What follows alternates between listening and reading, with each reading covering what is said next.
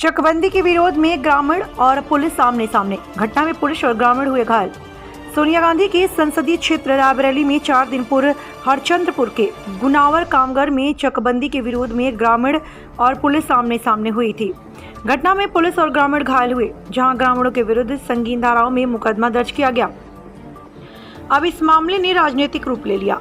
इस क्रम में आज प्रदेश कांग्रेस अध्यक्ष अजय लल्लू कांग्रेस एमएलसी दीपक सिंह के साथ घटनास्थल पर पहुंचे। उन्होंने ग्रामीणों से मुलाकात कर उनका दर्द जाना।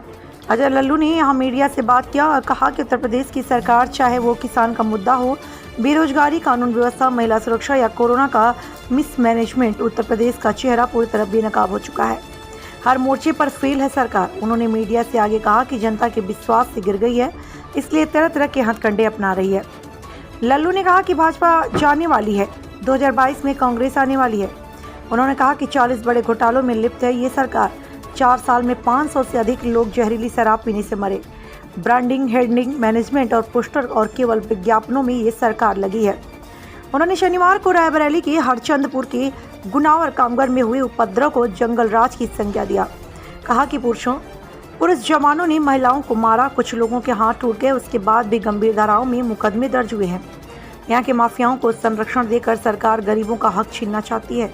बता दें कि शनिवार को हरचंदपुर के गुनावर कामगर में जबरन चकबंदी करने का मामला हुआ था, जिसका ग्रामीणों ने विरोध किया तो पुलिस बुलाई गई थी और लाठी से जब किसानों की आवाज़ दबाने की कोशिश हुई, तब शनिवार को चकबंदी के विरोध में ग्रामीणों ने पुलिस टीम पर हमला किया था, जिसमें कई पुलिसकर्मी घायल हुए थे और बाद में पुलिस ने ग्रामीण पर लाठियां भाजी थीं। संवाददाता श्रवण कुमार सरैनी, रायबरेली।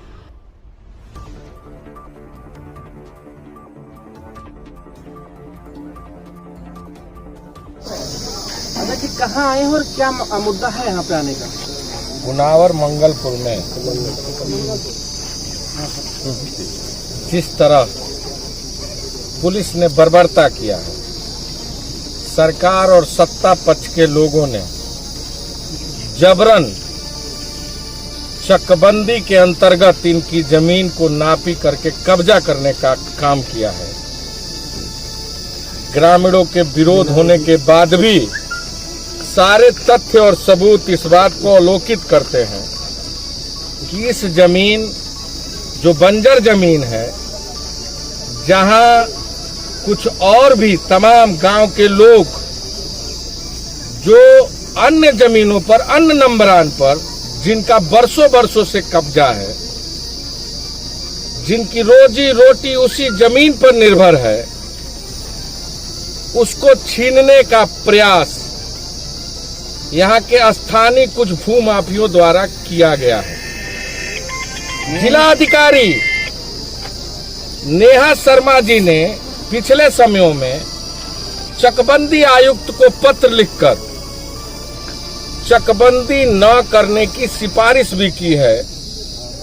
उसके बावजूद भी भूमाफिया पैसे के दम पर, सत्ता के दम पर प्रशासनिक अधिकारियों के साथ मिली भगत कर यहाँ के स्थानीय लोगों को प्रताड़ित करना, उनकी जमीन को जबरन कब्जा करना और विरोध करने के स्वर में उनके ऊपर लाठी चार्ज करना, महिलाओं के ऊपर बर्बरता पूर्वक जो पुरुष पुलिस है उसके द्वारा लाठी चलाना, यह पूरी तरह प्रमाणित हो रहा है कि यह सरकार भूमाफियों को संरक्षण दे रही है। यहाँ के स्थानीय माताओं बहनों से, यहाँ के स्थानीय लोगों से ऐसा ज्ञात भी हुआ कि फर्जी मुकदमे उन लोगों के ऊपर जबरन 14 लोगों पर नामजद और 150 से अधिक लोगों पर मुकदमे जो अज्ञात लिखने का काम यहाँ की पुलिस प्रशासन ने किया है। कांग्रेस पार्टी का आज एक प्रतिनिधि मंडल स्थानीय गांव के लोगों से मिला है। पूरी तरह यहाँ के स्थानीय ग्रामीणों के साथ कांग्रेस पार्टी खड़ी है। अन्याय नहीं होने देंगे। सरकार और पुलिस के लोग जो सत्ता और पैसे के दम पर ताकत के दम पर इनकी जमीन को कब्जा करना चाहते हैं, उन्हें किसी कीमत पर कामयाब नहीं होने देंगे। ये आवाज विधानसभा में भी उठेगी। अगर किसी ने ग्रामीणों को प्रताड़ित करने का प्रयास किया, संघर्ष भीषण होगा। ग्रामीणों के मान सम्मान और अधिकार की लड़ाई के लिए, उनकी जमीन के लड़ाई के लिए हर स्तर की लड़ाई लड़ने को कांग्रेस तैयार रहेगी। आज आदरणीय सोनिया गांधी जी ने, आदरणीय प्रियंका गांधी जी के निर्देश पर हम सब यहाँ आए थे। स्थानीय लोगों का दुख दर्द जाना है, इनके जमीन की समस्या जानी है। कांग्रेस पार्टी पूरी तरह इनके साथ खड़ी है।